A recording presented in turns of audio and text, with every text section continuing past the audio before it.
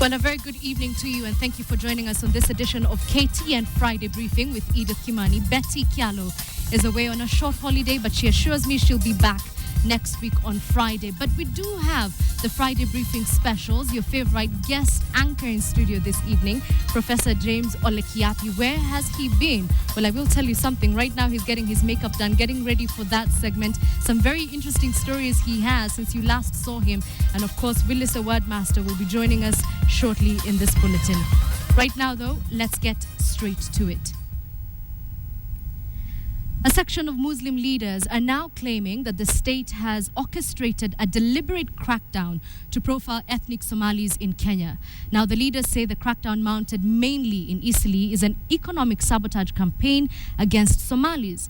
But the state is holding ground, saying the crackdown is on illegal immigrants and will not stop and will be expanded. Samugina opens our bulletin this evening with that story.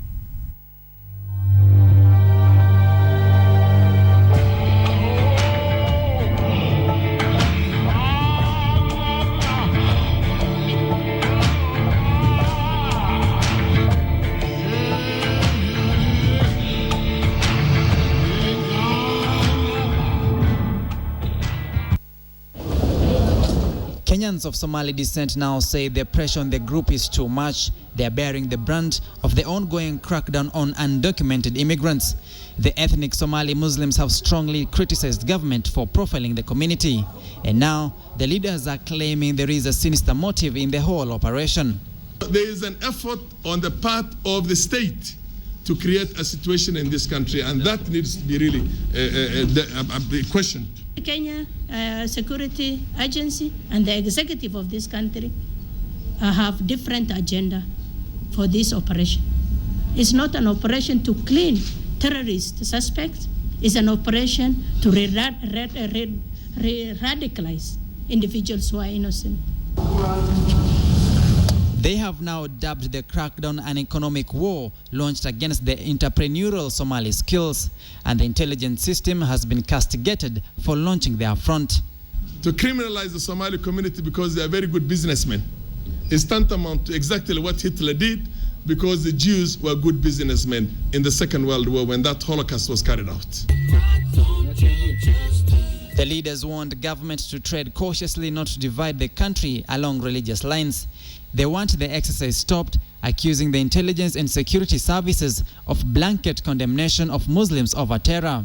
The operation is a form of anarchy, targeting and profiling and abusing, torturing individuals who have been treated differently.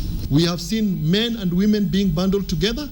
We have seen women being pushed into lorries without due respect to their privacy, to their gender, and also to the fact that they are Muslim women and they're supposed to be handled in a certain way. To demand, actually, the return of Kenyans who have been taken to Somalia. We have information. One person from Wajir is there. Meanwhile, the Somali government has backed Kenya's crackdown on aliens and deportation of undocumented immigrants. Nonetheless, Somali envoy to Kenya warned against profiling and harassment of Somalis and the nationals of Somalia. The diplomat quips any harassment will have consequences. The Kenyan government have assured us that this now security swoop has gone on in Kenya is not only targeted Somalis, it is throughout Kenya. And as a Somali embassy, we will not hesitate if we hear or we see if any of our people are humiliated, harassed, we will complain.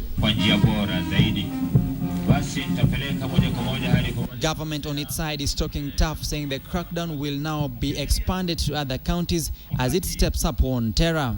Interior Cabinet Secretary saying to win the war on terror, the public should also serve as an intelligence source. What you are seeing happening in the most parts of the city is something going on across the entire country. The war on terror appears to have split government on one side and the Islamic community on the other. Islamic leaders now blaming government of orchestrating the whole operation to economically disenfranchise the community as government stays its course. Samugina, KTN, Nairobi. We're still looking at government's actions on the war on terror, and police in Mombasa will now cluster places of worship for ease of protection from attackers during prayers. Mombasa County Commissioner Nelson Marwa has announced a plan to station armed police officers around such places of worship. And as Ferdinand Omondi reports, Kenya's intelligence agencies are tracking 20 bank accounts of people suspected to be financing or benefiting from criminal activities. 3 weeks after the attack on the Joy of Christ Church in Likoni, which claimed 6 lives, places of worship are now set to be provided with adequate security ahead of prayer days. The churches will be put in clusters and provided with policemen to guard them as prayers continue. Kwa mfano kama kuna kanisa ziko pamoja, miraba ya 200 meters zinawekwa kwa cluster moja na critical facilities zote na misikiti. Kisha commanders watapatia security. While giving guarantees during a security meeting which involved police commanders, chiefs and even the immigration department, Marwa called on worshippers to attend prayer services without fear, saying there would be no bias for numbers or size. Na haina kwamba hii kanisa ni ndogo, iko na waamini 10, so isipewe security. It's part of the cluster. At least 30 worshippers have been killed in Mombasa and its surroundings in the past 2 years following gun and grenade attacks. Muslim and Christian preachers have also been targets, and at least 6 have either been shot dead or beheaded. The county commander now wants chiefs and their assistants to be more accountable in their roles. Kuanzia leo, kitu kikitokea katika sub-location, katika location, tungependa chief account for what has happened there. Tumeweka mikakati madhubuti kufikia mpaka ngazi ya kijamii kwenye kiwango cha nyumba baada ya nyumba. A massive operation is underway in Nairobi and parts of northeastern to weed out illegal aliens and criminals, and the immigration department says it is on high alert in Mombasa as well. Hatutaki watu wakuja hapa wale wenye wako na maneno ya kutingisha amani yetu. Kama wewe ni Mkenya, uko na kitambulisho. The Criminal Investigation Department also says it is zeroing in on persons suspected of funding terror in the country. There are quite a number of them, not just one case that we're investigating. And the moment we have credible evidence, we'll definitely take those involved in that court. At the same time, human rights activists want the Director of Public Prosecutions to press charges against the Mombasa County Commissioner. They claim that since Marwa gave a shoot-to-kill order, police in his jurisdiction have shot and killed at least 4 suspects. We're reminding the Director of Public Prosecution of his duty to prosecute Marwa. And in case he fails, then we'll do it ourselves. Ferdinand Omondi, KTN, Mombasa.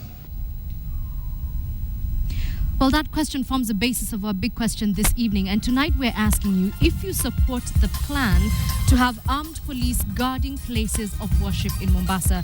Let me just repeat that again. Do you support the plan to have armed police guarding places of worship in Mombasa? Do send your answers, yes or no, to 22155, and we'll sample some of them during and at the tail end of this bulletin.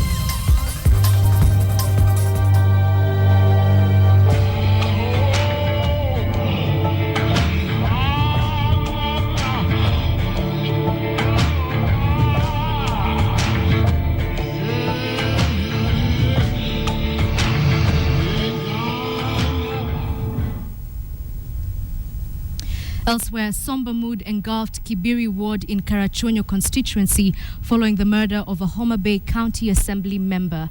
Boaz Odhiambo Ondiek was killed by unknown number of thugs who attacked him at his home at about 1:30 a.m. today.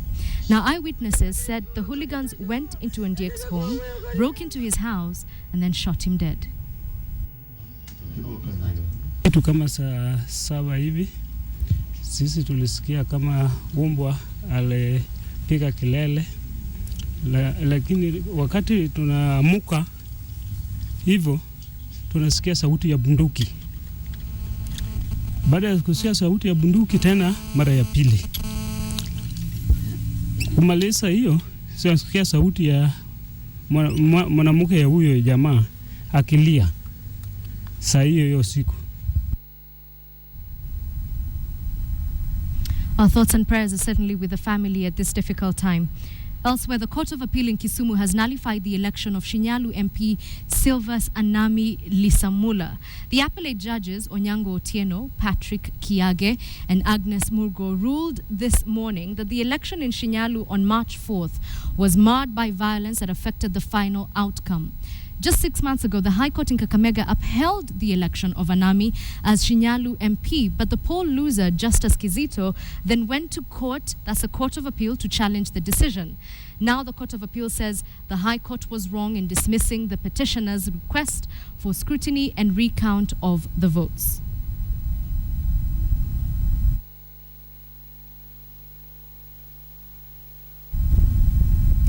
The national and county governments are engaged in consultations to unlock the deadlock on the classification and transfer of road functions to counties. And in a new twist, the governors have demanded equitable share of the fuel levy and mechanical transport fund.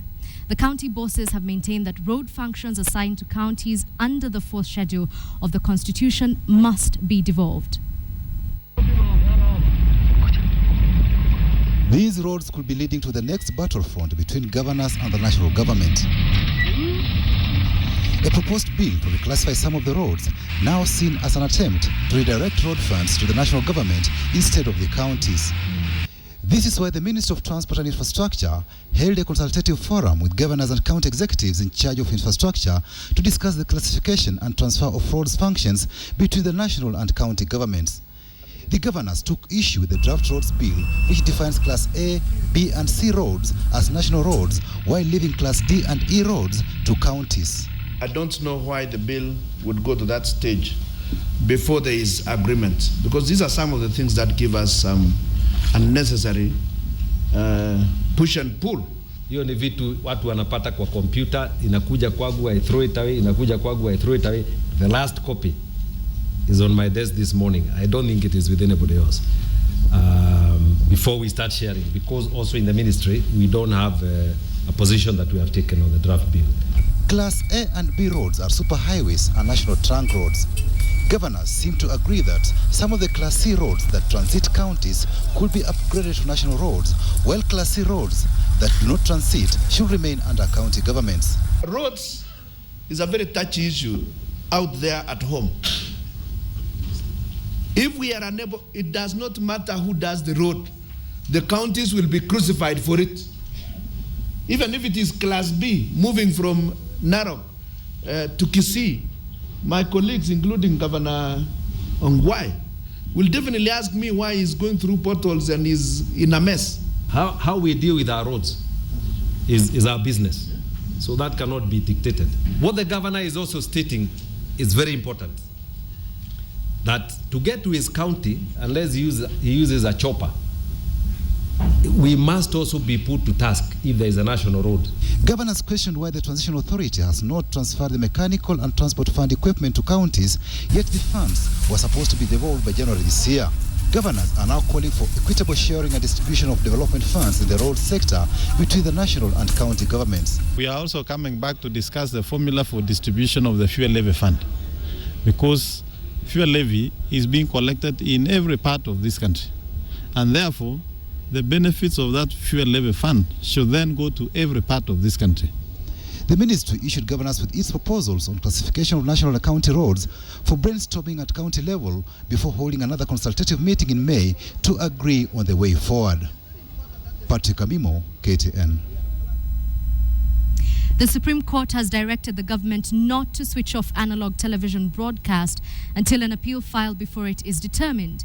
Now, the court also stopped 4 pay television providers from rebroadcasting local channels without permission.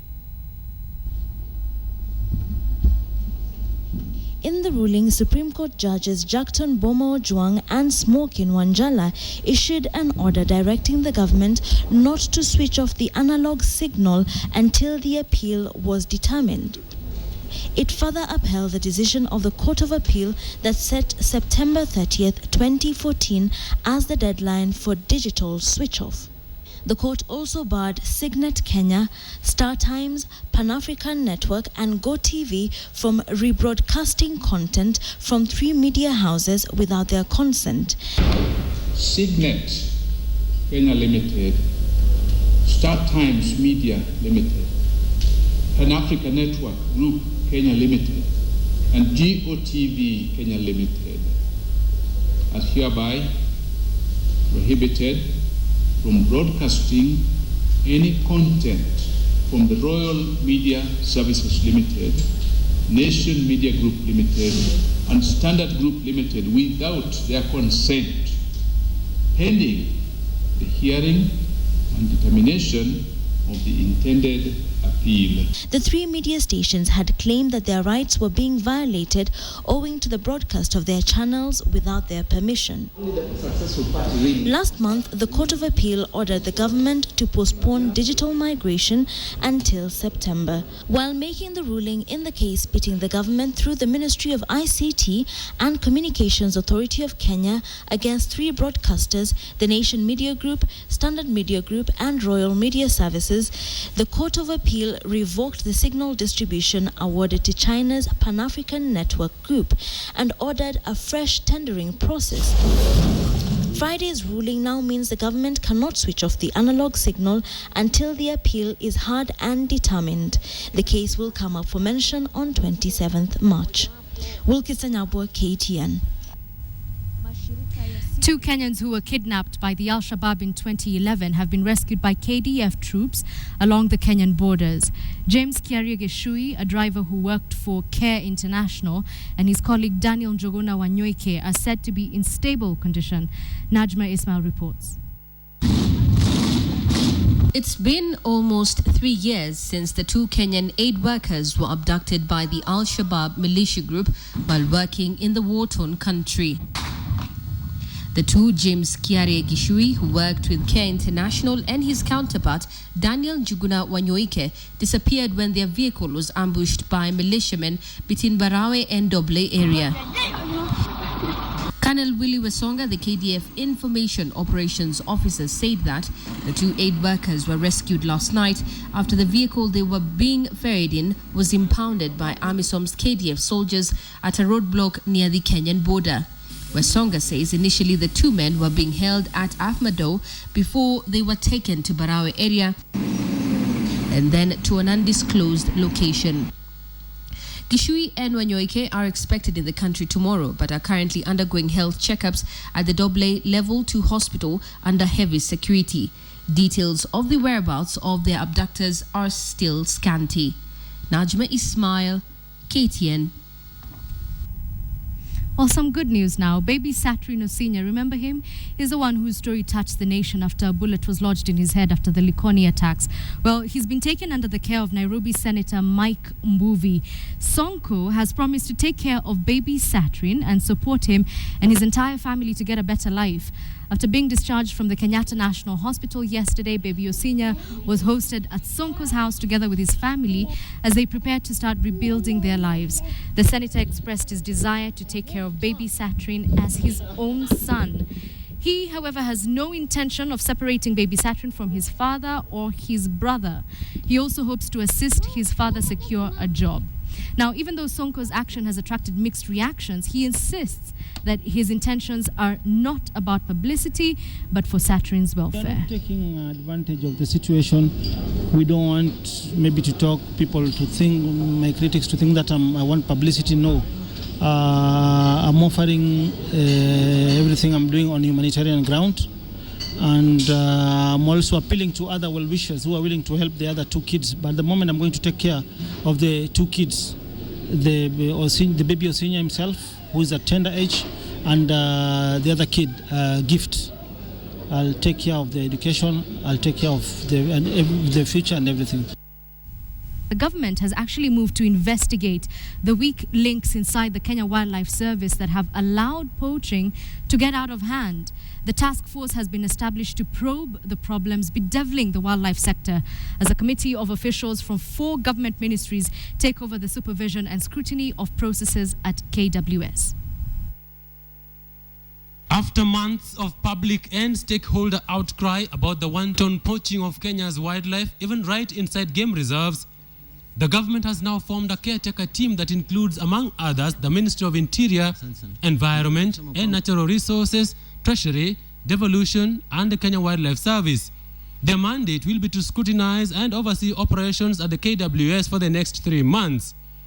This follows hot on the heels of 6 top officials who are now proceeding on compulsory leave. Officers are proceeded on leave starting yesterday to pave way for investigations and forensic relook of the operations, internal operations of Kenya Wildlife Service. The new radical measures announced today include the formation of a task force headed by the former KWS Director Nehemiah Rotich to investigate the magnitude of problems facing the wildlife sector. The Minister of Environment, Water and Natural Resources gazetted a task force really to investigate and identify challenges facing Kenya Wildlife Service. Kenya's biggest source of tourist attraction has been bedeviled by intense poaching activities that have shocked the world.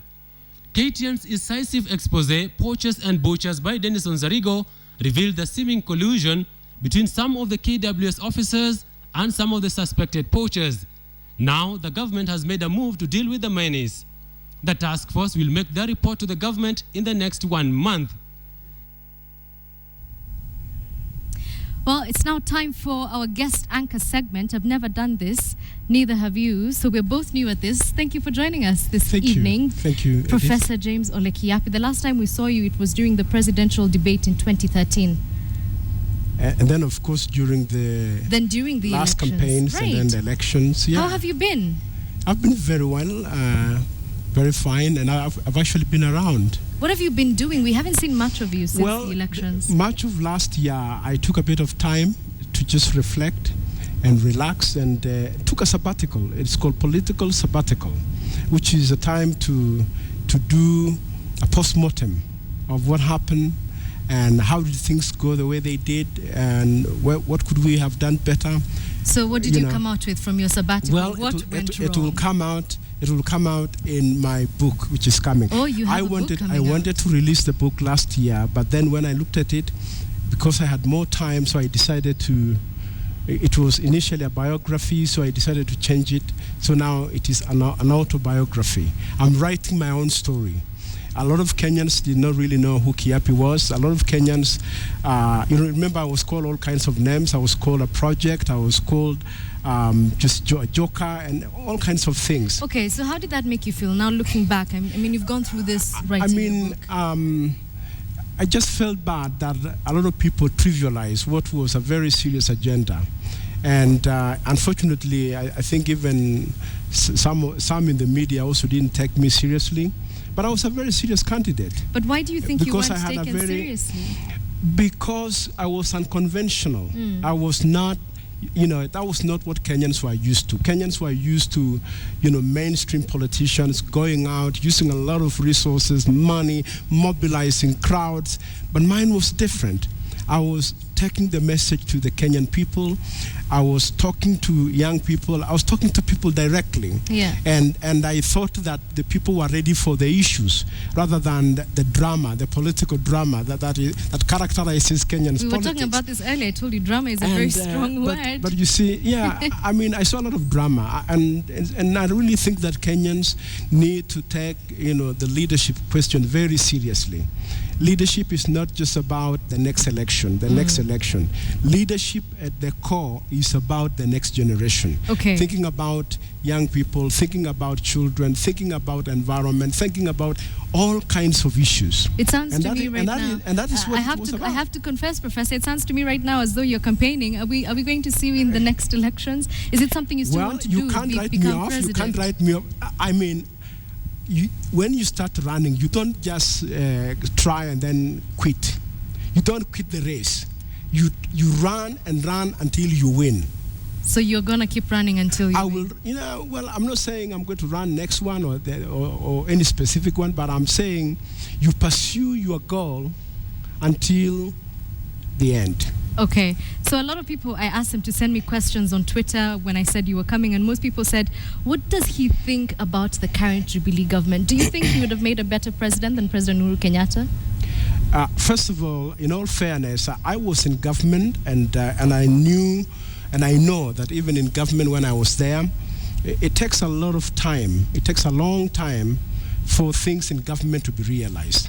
Usually, the incubation period for things to happen is maybe 1 year to 1.5, then you begin to see results. 3 years, 4 years down the road.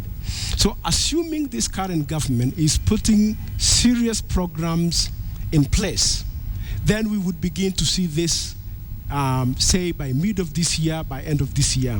And therefore, that's why I'm a little generous and very sympathetic with them for now. And I will wait for a midterm evaluation. So, in all fairness, I think now, by midterm, it's still early days. It's still very early days. However, there are a few observations I would like to make. One, I think the government itself is also appearing like it's still campaigning. The campaign period is over. It's time for them to really roll their sleeves and get down to the serious business of the nation. Okay. Because there are a lot of issues that need very urgent attention, and it is not really necessary that we have to hear comments everywhere. I think people should really focus on the job at hand. Which gets me back to my original question, which was, do you think you would have made a better president than President Uhuru Kenyatta? No. Come on, you must have thought about this. I think that I will leave it for Kenyans to judge when they make me president. But I think I would have done a lot I like the sound of that. Yeah. Very confident. Yeah, when they make me president. And because I think you also have to learn, I think President Uhuru Kenyatta has tried. When I look at the circumstances under which he took office, the ICC issues, which was in the way, I would like to give him a benefit of doubt. Okay. But as I said, I will give a fair analysis and judgment. You're being generous. No, I'm being objective. Okay. I'm being objective. We'll get back to that in a short. I'm more harsher to the cabinet secretaries. The cabinet secretaries are behaving like they're drifting in government. I don't want us to get into that right now. Please allow me to not get into that right now. Let's see how good of an anchor you are. I mean, you've been a teacher for many years. Well, You're try. a professor. Yes. So let's see how you're able to address our audience who you can't see today. The intro for you is on Cam 2. That's the one which is labeled over there. Yes. And all you have to do is introduce yourself as though you were the anchor of this program. Yes. And knock it out of the ballpark.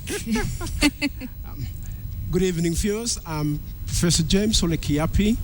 And although the laptop for schools project was supposed to be implemented in the first 100 days of the Jubilee administration, the wait has been long and agonizing one. Even as the government insists that the project is still on course, critics are pointing to the poor physical infrastructure in rural schools and one of the biggest reasons why the project should not be rushed. KTN's Carol Derry now looks at the dilemma of rural schools going digital, with several other basics still missing. It was one of the biggest promises made by Jubilee prior to being elected into office more than a year ago. And from the onset, when Jubilee announced the pupils in Standard 1 would be supplied with laptops as part of the agenda rolled out during the launch of its manifesto, praise and criticism were dished out in equal measure. Some praised the coalition for its vision, while others insisted the project was not feasible and wondered if it was a priority in light of the numerous challenges in the Kenyan education sector. We have embarked on a mission to connect all our primary schools to the national grid in a 15 billion shilling project. This will enable a success for the 17 billion shilling laptop project. Sasa jameni, Kenya, 3 months, and we are shedding tears. Give us a break. Never mind that the commencement of the project has been delayed for months now following tendering issues to the 24.6 billion shillings project. And while this might be executable in urban areas due to, say, availability of electricity and other logistics, the picture in the rural areas is rather different. It is perhaps a question of priority as other problems abound in the regions, problems that might hinder the smooth implementation of the laptop project. We visited a school in Nyeri County that is yet to bask in the joy of having electricity. This is Mount Kenya Salvation Primary School, less than 5 kilometers from Nyeri town. Yet for a long time they have had no electricity. It is the first thing we noted when we entered this Standard 1 classroom. These are would-be recipients of the said laptop. Ni wakati ambao sasa hivi tunatarajia kwamba zitakuwa installed. In some areas like Laikipia County, the situation is even worse in some places. At the Sikh Primary School in Doldo, Laikipia North, it was astonishing to see that pupils sit on stones. They say priority for the government would be to build decent classrooms and make learning comfortable fast. For these pupils, seats and desks would be a good start, never mind the laptops. And this is a picture replicated in many parts of the country, especially the perennially marginalized. Watu wakifikiria mambo ya kuwa digital, sisi hata hatuko analog, tuko stone age. Kwa sababu hii ni maajabu. Kenya ikisherehekea miaka 50 tangu kupata uhuru, sisi tunasherehekea watoto kama hawa kukalia mawe. The school laptop project may also not be viable without first addressing the pertinent issue of teachers' computer literacy across the country. Many teachers have had to go to computer colleges on their own initiative in order to learn basic computer skills. Walimu wapelekwe refresher course ambao watakuwa trained vile ambavyo watakavyoweza kuwasaidia wale watoto. Teachers have also been generally opposed to the project that is aimed at supplying 1.2 million laptops, saying that matters of their salaries are more important to the education sector. Morio Kinyamo, who is an educationist and also the executive secretary of Kupet Nyeri branch, says in spite of the challenges associated with poor infrastructure that might be a big hurdle in the rural areas, schools are eager to move on to this phase. This is the time we can no longer wait. Our kids are not again ready to wait. They want to have those that project implemented before they go to class standard 2. He, however, says security for the laptops should be top priority, or else it will all be in vain. We have the devolved funds. We can use that to supply the energy to the schools to build those strong rooms, so that even the parents can also have a commitment in the same project. Well, the laptop project is indeed commendable, but the educationists that we've spoken to here in the rural areas feel that there are a few issues that need to be streamlined so that when the project finally kicks off, there will be minimal hitches and the children will well be on their way to being digital. Carol Derry for KTN in Nyeri. From Nyeri, we come back to our guest anchor, Professor James Ole Kiyiapi. Now, you were in the Ministry of Education for a while. What do you think about the laptops project? No, I think that I agree with the story. The principle of ICT in schools, it cannot be argued against by anybody. We need ICT in schools, but I think it is a question of how we implement. How we implement. And in my view, if the government would spend the first 2 years just upgrading the infrastructure, just to bring it to an acceptable level, and then now they can introduce ICT. And I would like it to be school-based rather than child-based. School-based means you put a computer lab in a school, which in any case you can secure. Well, we already have that, but that's an argument for another day. It's good we have your basic opinion on this. No, but I really want to... I think there's nothing wrong for the government to say our principle was to introduce ICT. Okay. So whether it is laptop or actual desktop, okay, does not really matter. It is the ICT that is important. I want us to move on because we'll run out of time otherwise. I want us to get to know who you are. Yes. From very humble beginnings, a very small village in an unknown location in this country. Yes. Few know of. Yes. And apparently you started primary school when you were 11 years old. Yes, going to 12. That was class 1. Class 1, and then I jumped class 3, and then I went on like that. And but I came from Osupuko, that is in Transmara district, really an unknown place. But now it is known. Now it's known. And I was a Hearts boy. Why did you start school so late? 11 years old is because really I was looking after goats and cows, and my dad had to stagger labor. You send some kids to school, and then others have to remain behind to look after animals. Yeah. Then finally, I actually forced my way. I really wanted to go to school. So how many siblings do you have? Well, I have very many because I have half siblings and siblings. In my mother's house, we are only 6, and then 2 have passed on, but we are now 4 that are still living, and I'm the last born of my mother's of my mother. And then my dad had 4 wives, so I have about 24. 24 siblings. Yeah, we are about 24. And at that time, polygamy in my place was fashionable. Do you agree with polygamy? Would you take on a second wife? No, for that time. I'm asking you right now. No, absolutely not. Absolutely because I'm a Christian, I'm a very spiritual person, and I vowed and I married 1 wife. That's why I carry a ring. And you're okay with that? I'm terribly okay with that. I'm very comfortable with that. Okay. Even managing one sometimes is a really heavy responsibility, so I don't want to carry on much more than that. Before we go to business, so you start off as this Hads boy, and then you end up doing a PhD in a foreign country. How does that happen?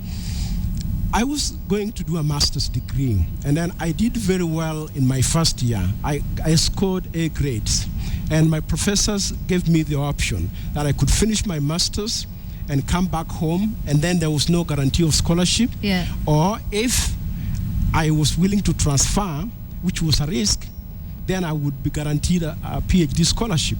So I opted to transfer directly from first year of master's without finishing it, then I went straight to PhD. Was it culture shock for you moving into a new country after, being... Yeah, actually, yes. It was a bit of a culture shock, because one day I was, in a train, and then there was an old man who was standing and I was seated. So in Africa, you don't sit when old men are standing. Right. So I tried to stand up for the older man, but he really looked at me with a frowning face. It's like, what do you think you are doing? I mean, it's unacceptable there. In Canada, you don't do such things. So I went back and took my seat. Yeah. And, but very quickly, I was a good learner. Very quickly, I integrated, I mixed with the locals, and I was going to church. I was going to people's home for dinners and for lunch. And then you fit right in. Yeah, I fit in right in. And the best way to really learn about another culture is to live it and enjoy what people enjoy. If it is food, go and eat with them, go to their homes. And I think that way. And I got a lot of friends. Yeah, because of both Kenyans or Africans who are there, but also Canadians. Okay. Well, what we enjoy to do here at KTN is hand over from one segment to another. And so I'm going to allow you to do that with Boni Tunya, who is my colleague and really great friend who is on business. Cam 2 is your camera. Go for it. Good evening, Boni Tunya. What do you have in business today? Please bring it. Good evening, Professor. I will bring it. Now, what we know is that today the CAK, or Communications Authority of Kenya, has licensed virtual service providers. And here's a trick. They will be operating on platforms developed by the other operators. Stay tuned.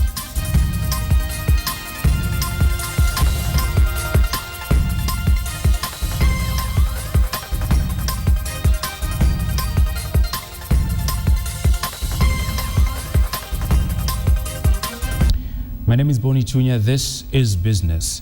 FinServe Africa Limited, Zauncel Kenya Limited, and Mobile Pay Limited are the new entrants to the lucrative Kenya's mobile phone network operating scene.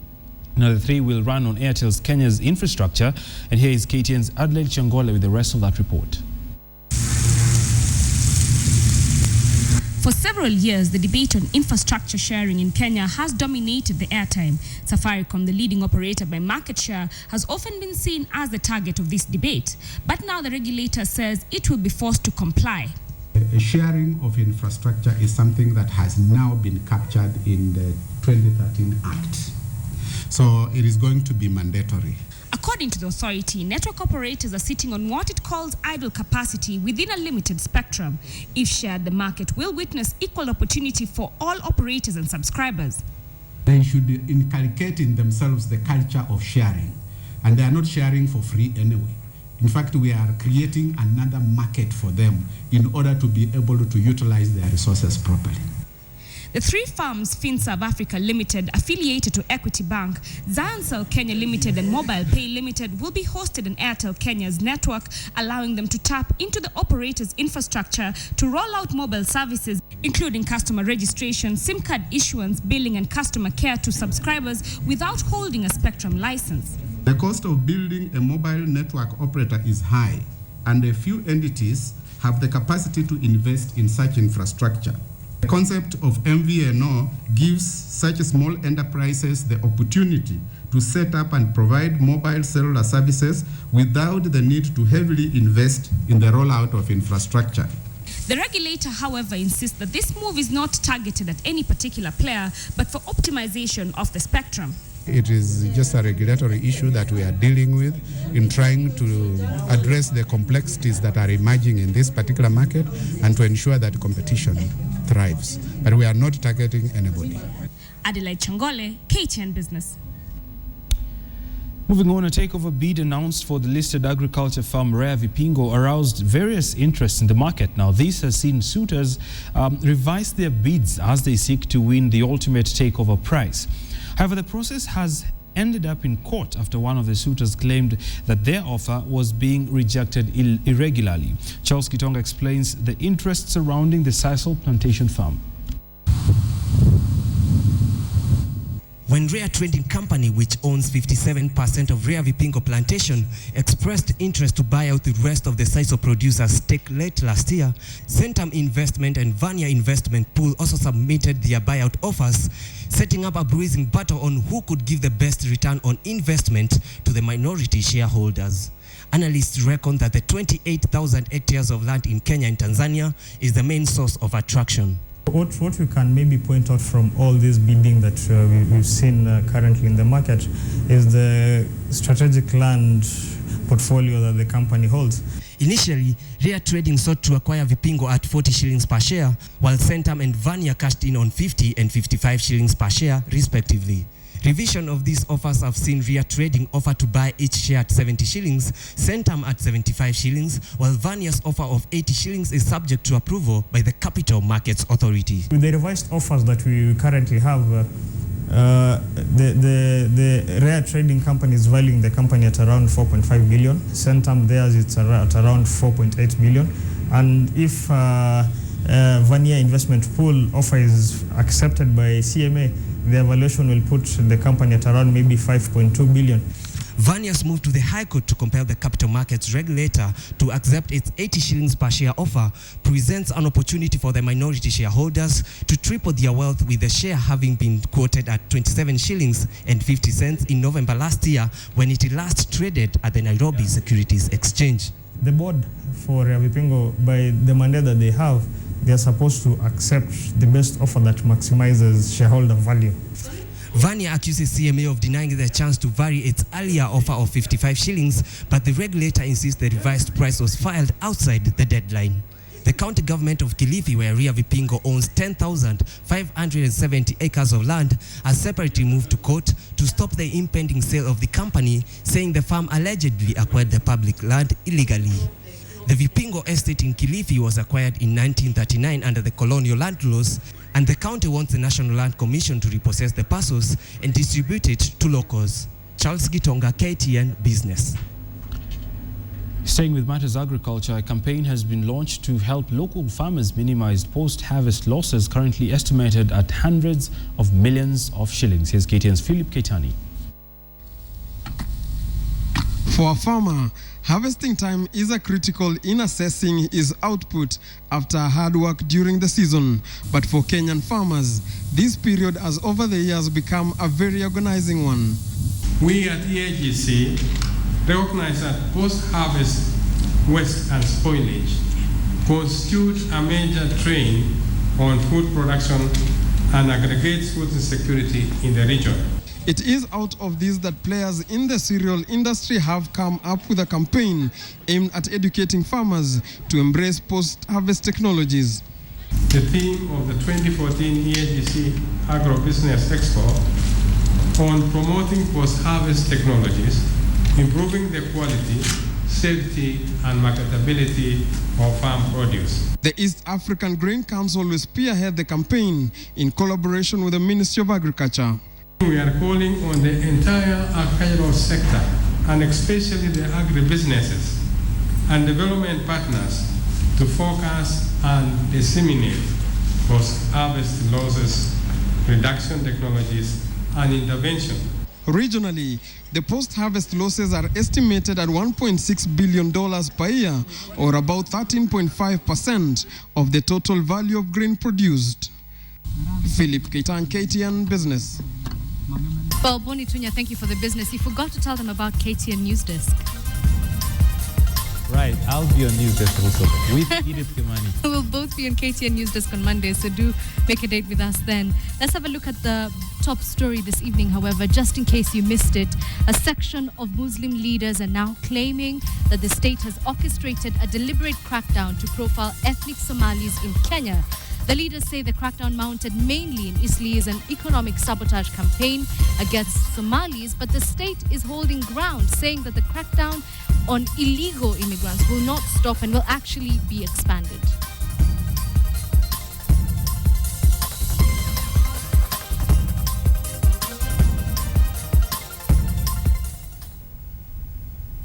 Peter Kahora Kabebere, that's the gospel musician who passed away on Sunday, was laid to rest at the Langata Cemetery, and that was today. He was electrocuted at his car wash located near Lower Kabete while cleaning his car. Teary eyes, solemn faces, and somber music was what filled the air as friends and family thronged the Nairobi Pentecostal Church, Valley Road, to pay tribute to this man.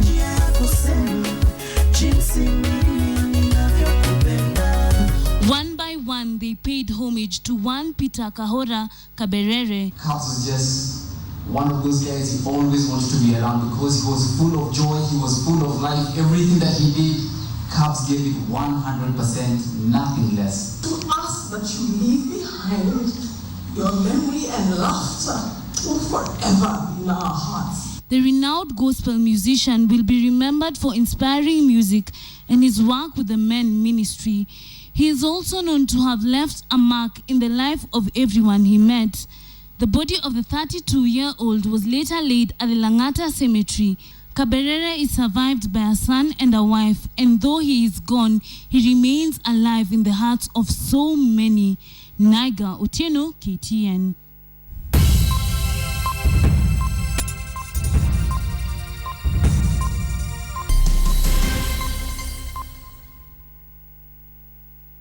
Well, it's now time for one of the most anticipated segments in Friday Briefing. We're talking about Willis the Word Master with Mind Your Language, and I get to ask him the questions today. I feel very lucky. Willis, good evening. Good evening. How are you? I'm very well. How are you doing from Kisumu? I'm doing good, Edith. You know what? Yes. I almost said good evening, Betty, but I've gotten it right now. Excellent. So let's get to the words, because Edith is your favorite anchor. Do you say favorite, favorite, or favorite? Or how do you say that word? Well, Edith, we have the word right, R-I-T-E, right of passage. But when we have the word favorite, it's a mistake for anybody to say favorite. We don't have a diphthong, that is a dual vowel glide, at the terminal part of that word. We say favorite, just like we say hypocrite. Favorite. Hypocrite. What about congestion?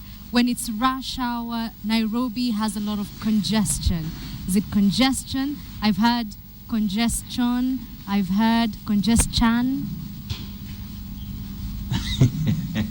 We say congestion, congestion. We don't say congestion, congestion, congestion. No, congestion.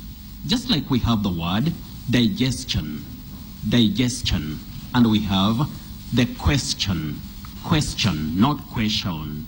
Not question, question. Okay, so here's one of my favorite ones. Did I say that right? Favorite. Very right. Excellent. So Muhammad Ali is a niche reporter. Is it niche or is it niche? We have two alternative pronunciations for that word, Edith.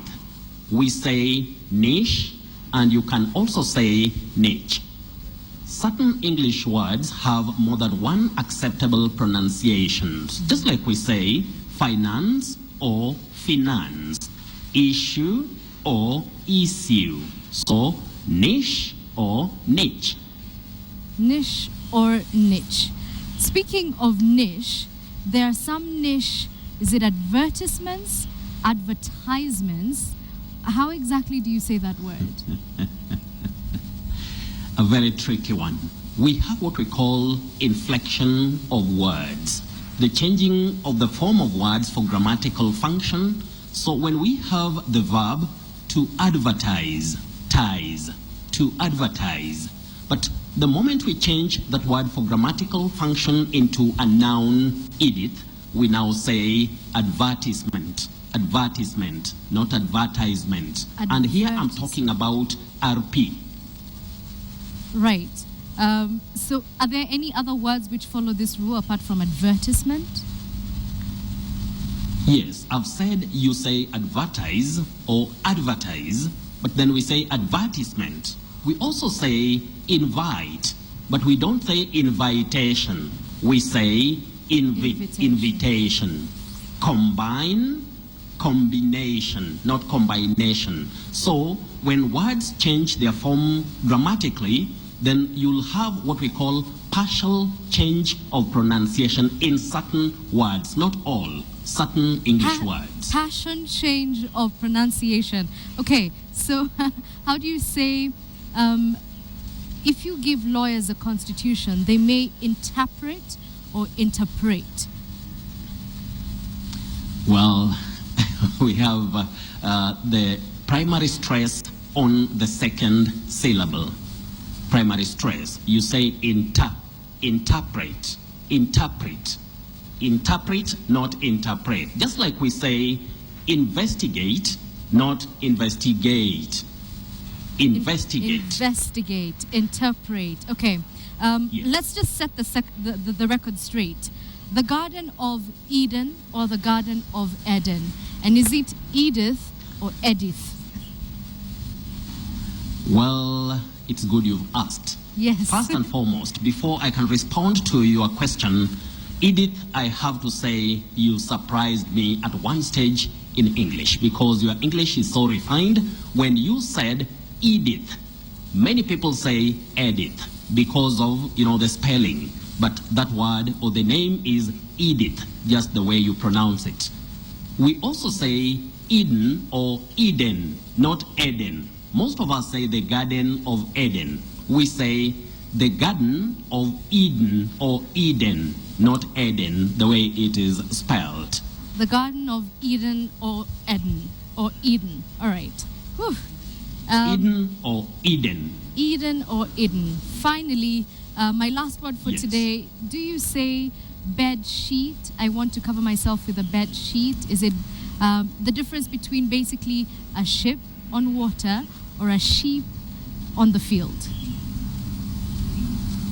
Oh, we have double E forming the long vowel sound E in sheep, sheep, condor, sheep. Then when we talk of the vessel on water, we talk of ship, ship.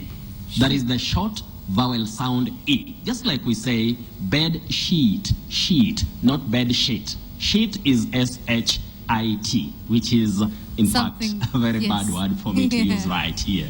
Yes.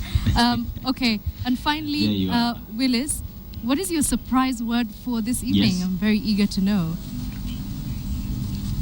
My surprise word, maybe those who deal with literature may like the word so much, or those who are actors, the thespians and all that. We say soliloquy.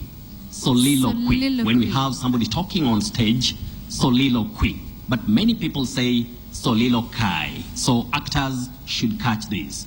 Soliloquy. When a person talks on stage, talking to himself or herself, or talking his thoughts out, we say that is a case of soliloquy. Qui, not kai. Just like we say colloquy. All right. Colloquy, and not colloquy. Willis, when do you know how to say soliloquy and not, for example, Paraguay and Paraguay. Now, we have what we call irregular letter sequences and sound values, my dear sister Edith, when we talk about words.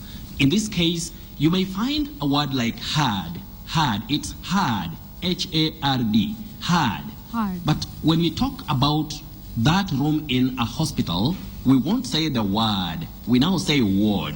So you'll realize that the same letter sequence A-R-D, in hard we have ard, in ward we have odd. So we should be aware of such aspects of phonology when we talk about the standard English pronunciations. Oof, I think I've had enough for this evening, Willis. Thank you so much for your lessons on Mind Your Language. Welcome always. Well, thank you very much for that, Willis.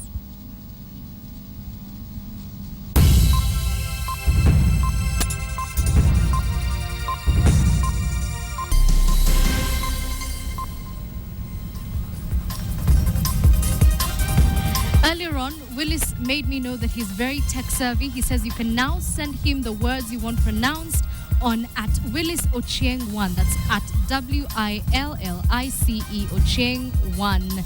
I'll be very curious to know what people have to say to him on Twitter. Right now, though, it's time for the sports. Lynn Washira, have you heard that I am very proficient in English? Yeah, Edith. Oh, come on. He just said it's Edith. I know, but I think when we say Garden of Eden, I think blame our Sunday school teachers. I think it's not about it. What do we have in the sports? We have so much lined up. We have the London Marathon, of course, is coming up this Sunday. We have some of the Kenyan athletes giving us their views on the race. We also have a story on Machakos Stadium. They are ready to host the Confederation of African Rugby tomorrow, and also on the Champions League draw. But that story and much more will come after a short break. Do stay with us, don't go too far.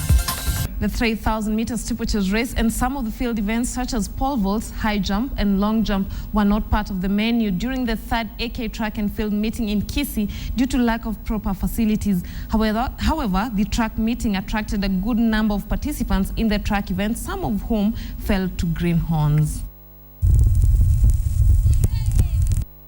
Athletes will have to wait until the 9th of May to compete in field events when the 5th AK Track and Field Weekend meeting comes to Nairobi. This is due to lack of facilities in most of the stadiums across the country. Such was the case at the Gusii Stadium today, where the third track and field meeting got underway. Athletes from the larger Nyanza region and its environs stand up at the Gusii Stadium, where 16-year-old Emily Chebet ran away with the 10,000 meters women title, clocking 35 minutes, 17.02 seconds ahead of Gladys Biwott and Maureen Kipchumba. Nilikuwa tu nakuja kucharibu, sikuwa na tumaini ya kwamba nitachukua hiki, nitashika namba 1. It was her first time to take part in the weekend meeting, and she can take pride in flooring elite runners who lined up. Athletes in the 400 meters race put in all their effort to qualify for Saturday finals as they await the national trials for the world relays. The race saw Iten-based Sierra Patrick from Spain finished last. The Kisii leg ends tomorrow. The Kenyatta Stadium in Machakos is now ready for tomorrow's Confederation of African Rugby Sevens for the women. County officials and those from sponsors Safaricom said the Kenya Rugby Football Union were today busy sprucing up the stadium. School teams were the first ones to test the pitch with the girls and boys matches. The Africa Cup has attracted 8 countries, among them continental champions Lady Blitzboks from South Africa. The South Africans are in Pool A with hosts Kenya and Madagascar. Kenya plays Madagascar in her first match at 10 a.m. tomorrow. The Kenyan team, better known as the Lionesses, finished 4th overall last year in Tunisia.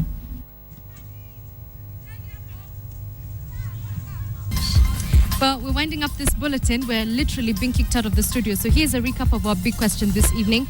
Do you support the plan to have armed police guarding places of worship in Mombasa? The poll results are in. A staggering 84% of you said yes, while only 16% of you said no. All right, Professor James Ole Kiyiapi, time to say goodbye to the viewers. Did you enjoy your experience? Yeah, it was lovely. Do you think you can be an anchor now? Yes, I think with a little bit more training, I can do it. Okay. Well, we look forward to having you back when your book is out. But it's good night from me, Edith Kimani, and also from that person who said that they want Willis the Word Master to teach them how to pronounce Jaconia. I don't know if it's Jaconia, Jasonia, Jaconaya, Jasonaya. Apparently that's a name. But thank you for your SMS, for your tweet, Alphonse Shiyundu. Edith Kimani, have a good night. Thank you for viewing.